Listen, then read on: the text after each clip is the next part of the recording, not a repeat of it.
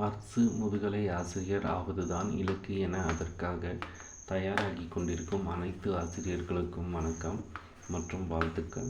இந்த வீடியோவில் நாம் பார்க்க போகிறது என்னவென்றால், வரும் பிஜிடிஆர்பி தேர்வில் வெற்றி பெறுவதற்கு உங்களை நீங்கள் எவ்வாறு தயார்படுத்திக்க வேண்டும் என்பதை பற்றி தான். நான் 2022 நடைபெற்ற பிஜிடிஆர்பி தேர்வில் எப்படி வெற்றி பெற்று அரசு முதுகலை ஆசிரியராக இருக்கிறேனோ அதே போன்று நீங்களும் வரும் பிஜிடிஆர்பி தேர்வில் வெற்றி பெற்று முதுகலை ஆசிரியராக வேண்டும் என்பதற்காக எனது சிறு பங்களிப்பு உங்களுக்காக.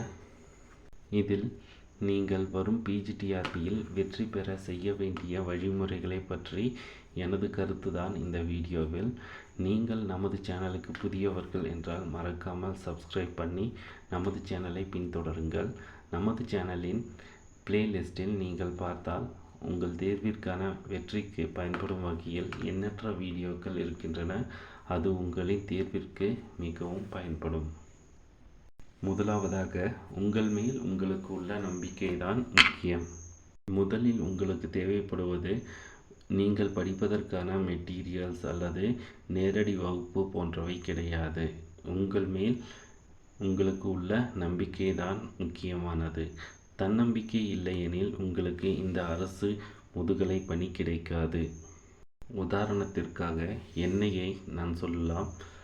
2019 பிஜிடிஆர்பி வரும்போது என்னிடம் அனைத்து யூனிட்டுக்கான மெட்டீரியல் இருந்தது. ஆனால் என்னிடம் தன்னம்பிக்கை அப்போது இல்லை. அதனால்தான் என்னால் அரசு வேலை வாங்க முடியவில்லை, அதுவும் சொற்ப மதிப்பெண் இல்லாததால். அதன் பிறகு 2022 பிஜிடிஆர்பியே வந்தபோது எனக்குள் பல மாற்றங்கள் தோன்றியது. அந்த மாற்றங்களில் ஒன்று தன்னம்பிக்கை. அதில் என்னால் முடியும் என்று தோன்றியது. அதற்கு ஏற்றாற்போல் பிஜிடிஆர்பி 2022 அரசு வேலை வாங்க முடிந்தது.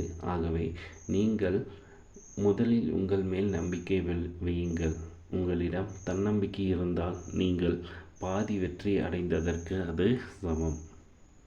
இரண்டாவதாக, நம்பிக்கை மட்டும் போதாது, அதற்கான முயற்சி மற்றும் சரியான பயிற்சியும் தேவைப்படும்.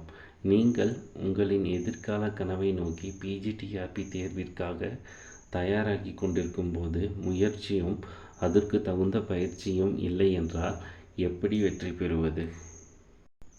நீங்கள் முயற்சி செய்ய வேண்டுமென்றால் பாடக்குறிப்புகள், அதாவது உங்கள் சப்ஜெக்டில் இருக்கும் எல்லா யூனிட்டுக்கும் நோட்ஸ் உங்கள் கையில் இருக்க வேண்டும். நோட்ஸ், அதாவது மெட்டீரியல் இருந்தால் மட்டும்தான் அது உங்களுக்கு படிக்க முயற்சி செய்ய வைக்கும். வாட்ஸ்அப் குரூப்பில் பல ஆசிரியர்கள் அவர்களின் சப்ஜெக்டை குறிப்பிட்டு அதற்கான மெட்டீரியல் இருந்தால் அனுப்பி வைக்கும்படி கேட்கிறார்கள். இது எல்லா குழுவிலும் பகிரப்படும் ஒரு செய்தி, அது நாம் அறிந்ததே.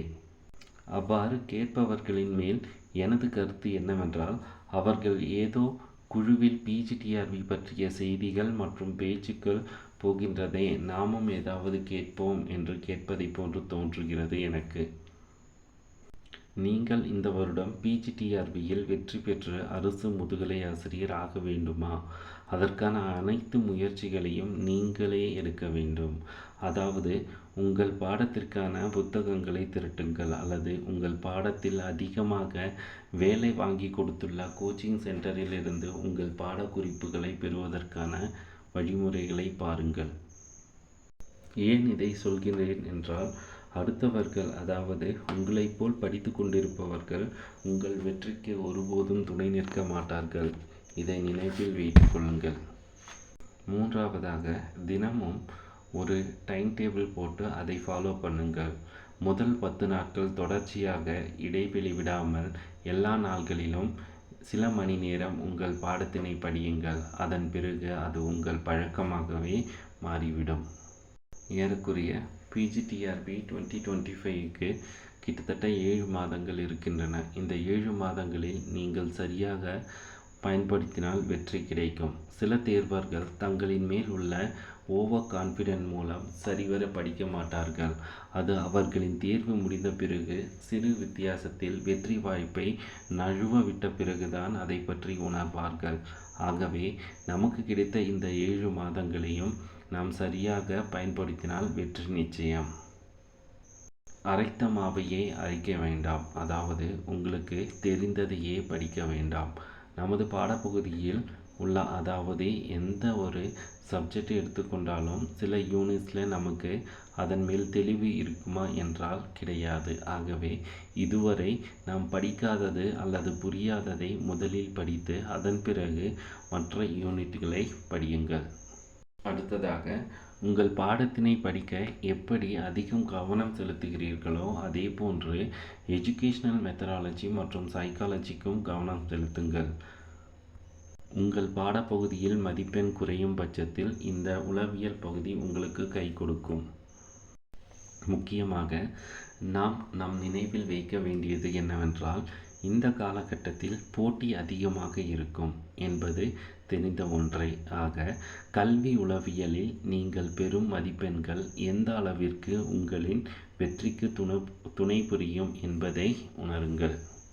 மீண்டும் ஒருமுறை சொல்கிறேன், வரும் 7 மாதங்களில் நீங்கள் கடக்கும் ஒவ்வொரு மாதங்களும் உங்கள் வெற்றியினை உறுதிப்படுத்தும் வகையில் உங்களின் பிஜிடிஆர்பி 2025ற்கான தன்னம்பிக்கை, முயற்சி, பயிற்சி ஆகியவற்றை மனதில் தினந்தோறும் நினைவுபடுத்தி இந்த பிஜிடிஆர்பி தேர்வில் வெற்றி பெற்று நீங்களும் என்னைப் போல் ஒரு முதுகலை ஆசிரியராக வேண்டுமென வாழ்த்துகிறேன். நமது சேனலில் கல்வி உளவியலுக்கான எண்ணற்ற வீடியோக்கள் பதிவேற்றம் செய்யப்பட்டுள்ளது. அதை பார்த்து படித்து பயன்பெறுங்கள். கல்வி உளவியல் சம்பந்தமான பாடக்குறிப்புகள் மற்றும் அழகு தேர்வுகளுக்கு டிஸ்கிரிப்ஷனில் உள்ள லிங்கில் ஜாயின் பண்ணி வாட்ஸ்அப் குரூப்பில் சேருங்கள். அதன் மூலமாக நான் ஷேர் செய்யும் பாடக்குறிப்புகள் மற்றும் தேர்வு வினாக்களை படித்து பயன்பெறுங்கள். அது உங்களின் தேர்விற்கு மிகவும் பயனுள்ளதாக இருக்கும். நன்றி, வணக்கம்.